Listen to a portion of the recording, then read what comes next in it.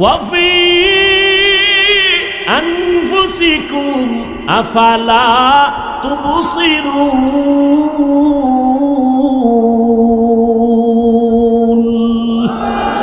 আমি যে জবান দিয়ে কথা বলি, এই কথা বলার শক্তি যিনি দিয়েছেন তিনি আমার রব। আমি দুনিয়াতে এসে হাঁটতে পারি না, আমার আব্বা আম্মা আমাকে হাঁটায় না, আমার রব আমারে হাঁটাইছেন। আমার দাঁত ছিল না, আব্বা আম্মা কোনোদিন দোয়া করে না আমার সন্তানের দাঁত দাও, আমার দাঁত দিছেন যিনি তিনি আমার রব। আমি কথা বলতে পারতাম না, আম্মু বলতে পারতাম না, আব্বু বলতে পারতাম না, আমাকে আব্বু আম্মু ডাক শিখাইছেন, বলার শক্তি দিছেন যিনি তিনি আমার রব। ওই রবের যদি একবার চিন্তিরে যুবক গলায় ছুরি লাগাইতি, দাড়ির মধ্যে ছুরি লাগাইতি না। রবের এখনো চিনো নাই? রব আমার কেমন দয়ার মালিক। আল্লাহ পাক দেখছুনি চোখের মধ্য থেকে কানলে খানি পানি আসে, পানি আর পানি, পানি আর পানি, মনে হয় বিশাল একটা সমুদ্র থেকে পানি আসতেছে। এত পানি চোখের ভেতর থেকে আসতেছে। কেমন আমার রব। গাভীর থেকে তুমি 20 কেজি দুধ দহন করে বাসায় নিয়ে দুধ পান করতেছো, আগামীকাল গাভীর ওলানটা কাইটান গিয়ে দেখবা 1 ফোঁটা দুধ পাওনি। কই গেল 20 কেজি দুধ? 20 কেজি দুধ দোয়ান করে নিলা, কালকে ওলান কাইটা দেখো তো 1 ফোঁটা পাওনি। ওই রবেরে চিনো। রবেরে চিনেন না কেন? নিজেরই চিনেন। নিজেরে চিনেন নকল ঠিকানায়। কি ঠিকানা? কয় আমি বড় টাকাওয়ালা, আমি বড় বাড়িওয়ালা, আমি বড় গাড়িওয়ালা, আমি বড় ক্ষমতার নেতা। এ ঠিকানা সব নকল। মইরা গেলে এটির কোনো ভ্যালু নেই। কি আছে কোনো ভ্যালু? কোটি টাকার মালিক দেখো অভাব হয় না দূর, গরিব ঘুমায় আরাম করে মনটা বাহাদুর। ফেরাউনের লাশটা দেখো মিশর জাদু ঘরে, খায় না মাটি পোকা মাছি সবাই ঘৃণা করে। হৃদয় থাকিবে যার নম্রতা সদা, রহমত আসিবে সেথা প্রভুর আদা। বড়র বাড়াই থাকলে দিলে রহমত আসবে না, নিজেকে নিজে ছোট মনে করিও সদা। উঁচু জমিন থেকে পানি নিচু জমিনে যায়, তেমনি খোদার রহমত আসে নম্রতার হৃদয়। ভোগবিলাসের বাড়ি গাড়ি পরে রবে সব, থাকতে সময় স্মরণ করো আল্লাহ আমার রব। আমাদের রবকে, ওই রবের সাথে সম্পর্ক তৈরি করো। আমার আল্লাহর সাথে গভীর সম্পর্ক লাগাও। যেই আল্লাহর দেওয়া পানি পান করতেছো, যেই আল্লাহর দেওয়া সূর্যের আলো ভোগ করতেছো, চাঁদের আলো ভোগ করতেছো, ওই রবের এখনো চিনো না। কার দেওয়া পানি খাইয়া পরাণ ঠান্ডা করো, কার দেওয়া সূর্যের আলো নিয়ে বান্দা তুমি বিদ্যুৎ বানাও। ওই রবের সাথে একবারও সম্পর্ক করলা না। সম্পর্ক না কইরা যদি মৌতের বিছনায় যাও, তোমার হালাত বড় খারাপ হয়ে যাবে।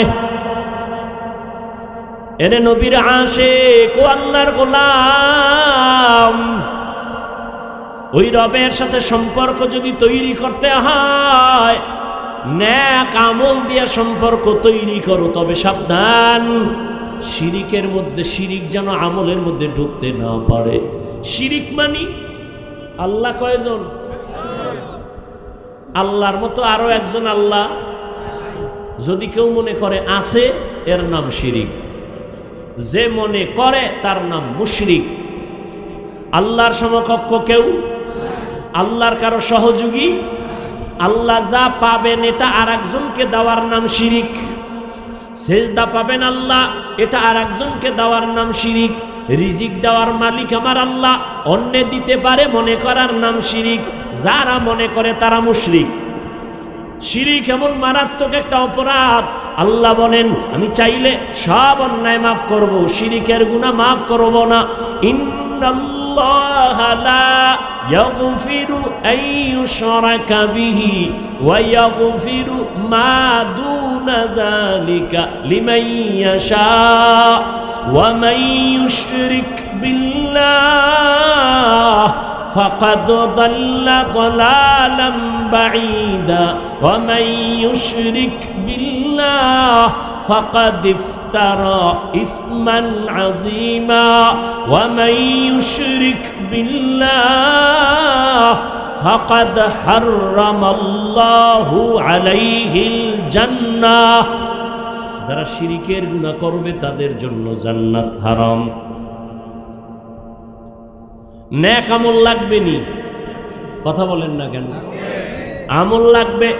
আল্লাহ যেখানে যেখানে কোরআনে ঈমানের বয়ান করেছেন সেখানে আমলের বয়ান করেছেন। আমল লাগবে না মানি আল্লাহ এক আয়াতে বলেন আমি মানুষ পাঠাইছি আমলের পরীক্ষার জন্য। কিসের পরীক্ষা? এই উডোকা আর ওঠার ব্যারাম থাকলে ঢুকছো কা? দীর্ঘ টাইম যদি বসতে না পারে তার বাইরে থাকা উচিত না? ফায়ে ফায়ে বিড়িটাই না আবার এই অজুলবে। তো ভেতরে কত মুরব্বীরা বসা, কত আলেম ওলামা বসা আছে না, এদের ডেঙ্গিয়ে বের হওয়া এটা তো আদব না। আল্লাহ হেদায়াত দান করুন। আর একটু সামনে আগাবো। আমল লাগবে নি? আল্লাহ বলেন আমি আমলের পরীক্ষার জন্য পাঠাইলাম। আল্লাযী খালাকাল মাউতা ওয়াল হায়াতা লিয়াবলুয়াকুম আইয়ুকুম আহসানু আমালা। আমল বেশি না অল্প? বেশি না, বেশি না। বেশি আমল লাগবে না, ভালো আমল লাগবে। আল্লাহ বলছেন আকসারু আমালা, বলেন না আহসানু আমালা। আমি বেশি আমল চাই না, আমি চাই ভালো আমল। ভালো আমল মানি হলো ইখলাসওয়ালা আমল। ভালো আমল হলো পরিশুদ্ধ নিয়তওয়ালা আমল, ইলমওয়ালা আমল, ইখলাসওয়ালা আমল, তাকওয়াওয়ালা আমল। ঘটনাটা সব জায়গায় বলি, আজও একটু শোনায় যাই। আমতলির মুসলমান ও পর্দার আড়ালের আম্মা জান বোনেরা শুনেন।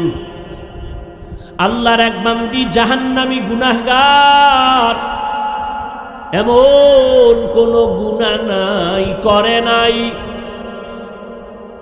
কিন্তু একদিন রাস্তা দিয়ে হেঁটে যায়, হঠাৎ নজর করে দেখে রাস্তার কিনারায় একটা কুকুর জিহ্বা বের করে দিছে পানি পান করার জন্য, কাঁদতেছে, পানি পায় না।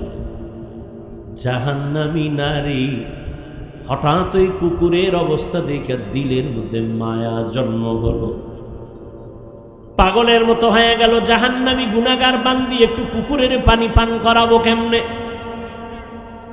ওই আল্লাহর বান্দি আশেপাশে খুঁজে খুঁজে খুঁজে খুঁজে দেখলো একটা পানির কূপ পাওয়া গেল, একটা ছোট পানির কূপ, তবে পানি অনেক নিচে, উঠানোর পাত্র নাই। পানি কেমনে উঠাবে? পাত্র নাই। হঠাৎ মহিলাদের হঠাৎ বুদ্ধি আছে, যদিও ফ্যাস লাগায়। মহিলাদের কি আছে? হঠাৎ বুদ্ধি আছে, ভালো ভালো বুদ্ধি, কিন্তু হঠাৎ ফ্যাস লাগাইলে আর শুনাইতে না। ওই জাহান্নামী নারীর একটা হঠাৎ বুদ্ধি আসলো, তার পায়ে ছিল চামড়ার মোজা। কি ছিল? চিন্তা করলো চামড়ার মোজার মধ্যে পানি উঠাইয়া কুকুরটারে পান করাই। মোজাটা খুইলা যখন পানিতে দিল, দেখে পানি আরো নিচে, উঠাবো কেমনে? আরো নিচে। আবার একটা বুদ্ধি আইছে, কি? ওই জাহান্নামী নারীর মাথায় ছিল একটা সুন্দর বড় ওড়না পেঁচানো। কি ওড়না চিনেননি? আমাদের দেশে তো নাই, হুদা। আমাদের বোনেরা এ দেশে ওড়না পরে না, টুকটাক যাও পরে, ফ্যাশন ফ্যাশন গলার মাফলা বানায় রাখে। আর এমন এক সোনার দেশ, মেয়ে যদি বলে ওড়না পরবো না, বাবার কোনো চাপ দেওয়ার অধিকার নাই। সোনার বাংলা, বাবায় চাপ দিতে পারবে না মেয়েকে যে পড়তেই হবে। স্বাধীন দেশ, হ্যাঁ, স্বাধীন করছে দেশ। নাকে তেল লাগায় ঘুমায় আমার কলিজার যুবকেরা, স্বাধীন করেছি। আর ঢাকার শহরে মা বোনেরা সাংবাদিক সম্মেলন করে কয় আমগো অধিকার চাই। কি অধিকার? কয় এতদিন দেহ ব্যবসা করে খাইছি, এ অধিকার আবার ফেরত চাই।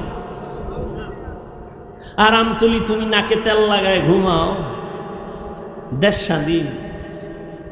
মুসলমান তো নাকে তেল লাগাবে ওই দিন যেদিন ইসলামের স্বাধীন হবে। মুসলমান তো জীবন একবার দিবে না, বারবার ইসলামের জন্য, দ্বীনের জন্য, কোরআনের জন্য জীবন দিবে। কোন দলের ক্ষমতায় উঠাবার জন্য মুমিন ঈমান দিবে না, দলকে নামানোর জন্য ঈমান মুমিন জীবন দিবে না। মুমিন জীবন দিবে মানবতার জন্য, দ্বীনের জন্য, আল্লাহর জন্য, কোরআনের জন্য। একবার না, প্রয়োজন হলে বারবার, প্রয়োজন হলে রক্ত দিবে, জীবন দিবে বারবার। নাকে তেল লাগায় মুসলমান ঘুমাবে ওই দিন ময়দানে কোরআনের বয়ান করবে ওলামায়ে কেরাম বুক খুইলা, জবান খুইলা। কোনো বেনামাজি আর সুদখোরের অনুমতি লাগবে না যেদিন। নাকে তেল লাগায়া এদেশের মুসলমান ঘুমাবে সেই দিন এই দেশের প্রত্যেকটা মাদ্রাসার মসজিদ কমিটির মধ্যে বেনামাজি থাকবে না যেদিন। শিয়ালের মুরগি দিয়া কয় 3 দিন আমানত। শিয়াল পণ্ডিত কয় মা হোসাই দোয়া হোসাই, জিন্দা কেন, মরাও ভাবা না। শিয়ালের হাতে মুরগি দিলে যা হবে, ধর্মের চাবি সুদখোর বেনামাজির হাতে দিলে তাই হবে। দিছে কারা? তোমরাই দিছে। চাপাবাজি করে ইসলাম চাই, ভোটের আগের রাইতে টাকা খাইয়া কেবলা ঘুরে ফেলেছে। আল্লাহ হেদায়েত দান করুন।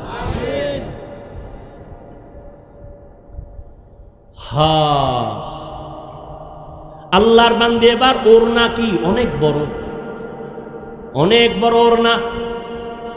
হাদিসের ঘটনা শুনেছি, মনে ভাইয়া সাফাবাজি হইল না, হুনো। বিশাল ওড়নাটার একটা মাথা ওই জাহান্নামী মেয়েটা খুইলা মুজার সাথে বাঁধলো। এবার জুলাইয়া মুজাটা পানির মধ্যে দিয়া পানি উঠাইল।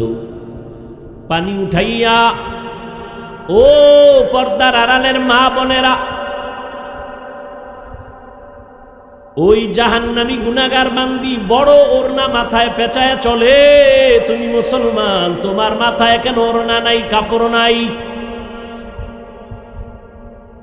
এরে আম্মা জান, আপনাদের এত সম্মান আল্লাহ দান করেছেন, কিয়ামত পর্যন্ত এমন কোনো জায়গা নাই যেখানে আলাদাভাবে কেউ সম্মান বাড়াবে। আল্লাহ আগেই বাড়ায় দিয়েছেন। অতএব দুনিয়ার কোনো ধান্দাবাজ যদি বলে আমরা নারীদের অধিকার আর সম্মান আলাদা বাড়াতে চাই, ওদের এই বাটপারি আর ধোঁকাবাজির দ্বারা নারীর সম্মান বাড়বে না, বরং নারী হবে আরো অপমান। আল্লাহ সম্মান সব লাইনে বাড়াইছে, তুমি আর কি বাড়াবা? তুমি বাড়াইতে গেলে অপমান হবে। এরে আম্মা জান, আপনাদের এত সম্মান, আপনারা নবীদের মা, সাহাবায়ে কেরামের মা, আউলিয়ায়ে কেরামের মা। আসসালামু আলাইকুম ওয়া রাহমাতুল্লাহি ওয়া বারাকাতুহু। আমরা আগে ভিডিওকে দিয়ে দিয়েছি। সবাই কেমন আছো? আশা করি সবাই ভালো আছো। আমরা এই চ্যানেলে গুরুত্বপূর্ণ টপিক ভিত্তিক আমরা আরবি ছোট্ট ভিডিও আকারে আমরা আপলোড করে থাকি। তো নতুনদের জন্য খুব গুরুত্ব সহকারে আমরা চেষ্টা করছি আপনাদেরকে বুঝিয়ে দেওয়ার। এই দেখেন আপনাদের কাছে এই ভিডিওগুলো দেখবেন, কিসের জন্য দেখবেন এবং কেন করবেন।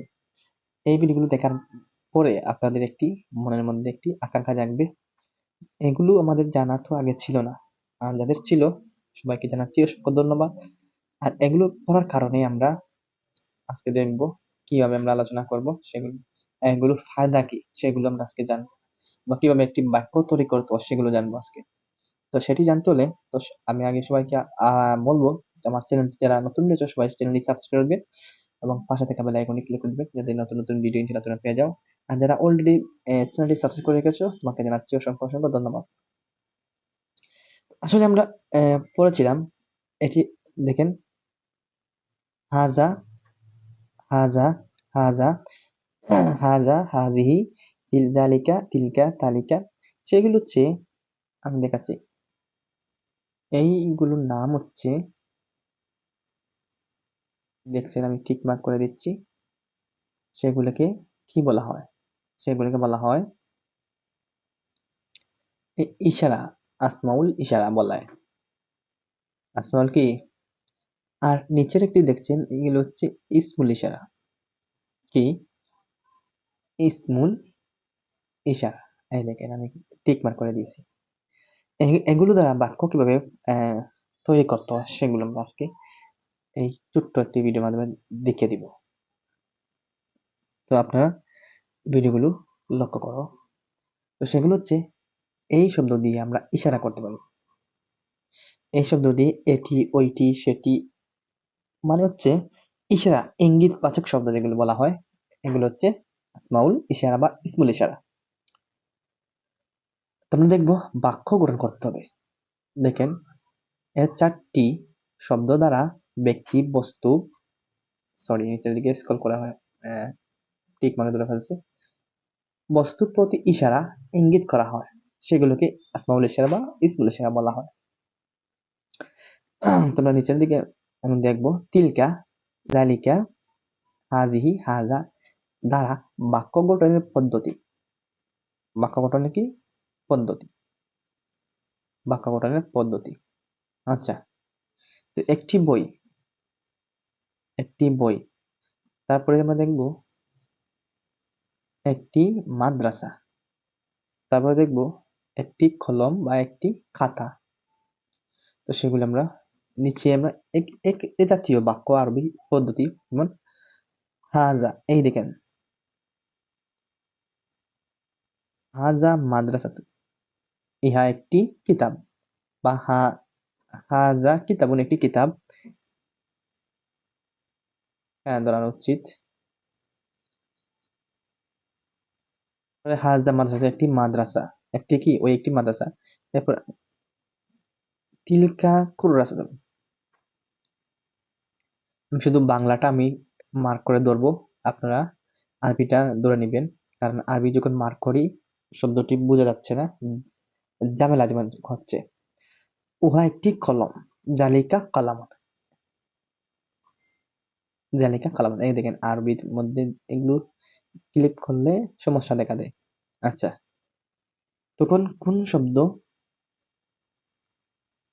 কোন শব্দের শুরুতে এই শব্দগুলো থাকলে, হাজা, হাজি, জালিকা, তিলকা ইত্যাদি যে কোনো একটি নিয়ে আসলেই এমন বাক্য গঠন হয়ে যাবে।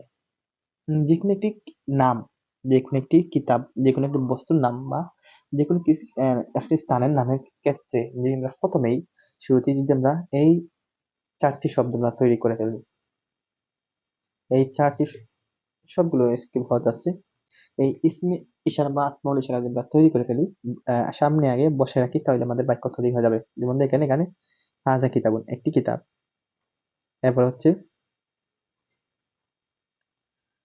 হাজা কলামুন, হাজা কলামুন, ও একটি কলম। এখন দেখেন এখানে আমরা হাজা মসজিদ, ও হ্যাঁ এই একটি মসজিদ, হাজা সারিরুন, একটি খাট, হাজা মাকতাবুন, একটি পাঠাগার। এরপর হচ্ছে হাজা, এই দেখেন এগুলো কেটে দিচ্ছি, জালিকা হিব্রুন, ওই একটি খালি, জালিকা বলে একটি ঘর, জালি, এরপর হচ্ছে সবগুলো হয়ে যাচ্ছে, মার্কার হয়ে যাচ্ছে, জালিকা কুরসিউন, একটি চেয়ার। আচ্ছা, এখন হাজা জালিকা দুটি শব্দ, এদিকে হাজা জালিকা দুটি শব্দ সর্বদা মুজাক্কর শব্দের শুরুতে আসে, মুজাক্কর শব্দের শুরুতে আসে, দুটি শব্দ মুজাক্কর শব্দের শুরুতে চলে আসে। আর হাজিহি, তিলকা, এই দুটি শব্দ মন্নস শব্দের শুরুতে চলে আসে, মন্নস শব্দের শুরুতে চলে আসে। মন্নস আলামত চিনার জন্য আমরা উপর দিকে আলোচনা করছিলাম, সেটি হচ্ছে গুলতা, যেগুলোর মধ্যে গুলতা নাই সেগুলো হচ্ছে মুজাক্কর, যেগুলোর মধ্যে গুলতা রয়েছে সেগুলো হচ্ছে মন্নস। আচ্ছা, মন্নস মধ্যে কি, হাজিহি মাদ্রাসাতি, হাজিহি মাদ্রাসাতি, বা তিলকা, তিলকা কুররাসা, তিলকা কুরাসাতি। এরপরে দেখেন তিলকা সেটি সেটি কুরাসাতির অর্থ হচ্ছে কুরাসাতি চেয়ার,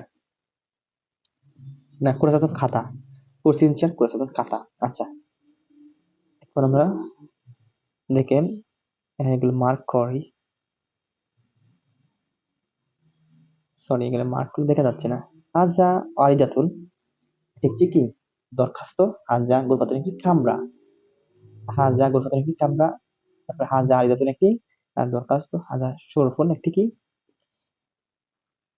শরফুন আমরা উপর দিকে পড়ছিলাম একটি বেলকনি, শরফুন হচ্ছে বেলকনি, হাজা সাব্রতুন একটি ব্ল্যাকবোর্ড, হাজা হাকিমাতুন একটি ব্যাগ, তিলকা নাদিয়াতুন একটি জানালা, তিলকা নাদিয়াতুন একটি কি জানালা। এরপরে আমরা আরেকটি পেজ পড়ে ফেলি,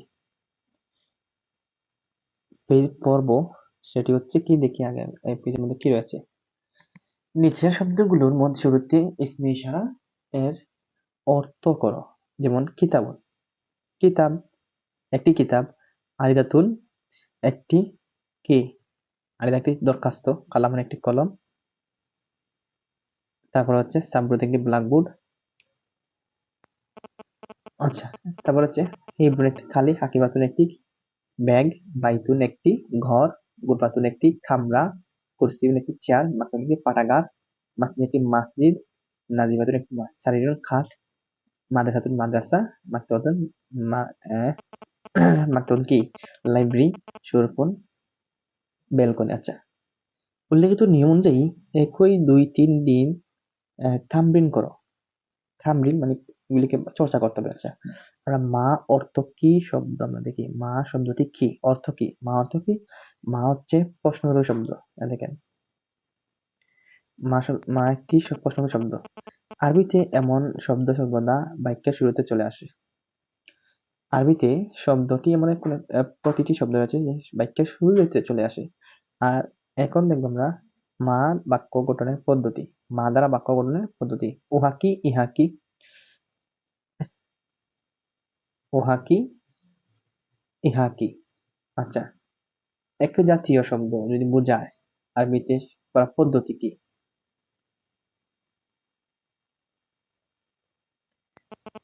দেখেন মাহাজা এই শব্দ দেখেন ইত্যাদি শব্দগুলো যে কোনো একটি শুরুতে মা নিয়ে আসলেই বাক্য গঠন হয়ে যাবে।